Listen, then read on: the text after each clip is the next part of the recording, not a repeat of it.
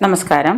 കാർത്തിക നക്ഷത്രം ആദ്യപാദവും അവസാന പാദവും കാർത്തികം 2 പാദത്തിലും വരുന്നുണ്ടെങ്കിൽ പൊതുവായ കാർത്തിക നക്ഷത്രക്കാരുടെ ഗുണദോഷ സ്വഭാവങ്ങളും സവിശേഷതകളുമാണ് രഹസ്യ സ്വഭാവങ്ങളും. കാർത്തിക നാളുകാർക്ക് അസാമാന്യ ബുദ്ധിശക്തിയും സാമർഥ്യവും ഉള്ളവരാണ്.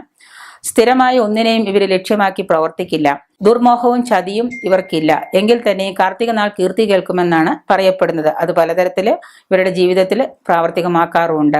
കാർത്തിക നാളുകാര് പൊതുവെ നല്ല ആരോഗ്യമുള്ളവരാണ്. നീണ്ടുയർന്ന നാസിക, ശാന്തതയുള്ള കണ്ണുകള്, അതുപോലെയുള്ള മുഖഭാവം, സൗമ്യമായ പെരുമാറ്റം, തീരുമാനങ്ങൾ എടുക്കുന്നതിൽ ധീരത, ഇങ്ങനെയുള്ളതെല്ലാം കാർത്തിക നക്ഷത്രക്കാരിൽ കാണാറുണ്ട്.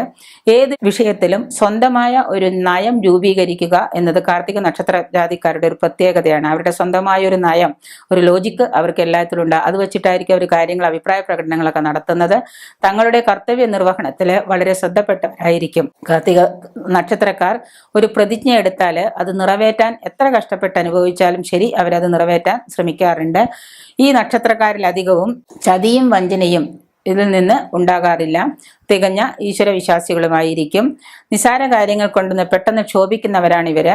ക്ഷോഭമുണ്ടായാൽ സാഹസികമായ തീരുമാനങ്ങൾ എടുക്കാനും അത് ചിലപ്പോൾ പ്രവർത്തിക്കാനും ഇവര് മടി കാണിക്കാറില്ല.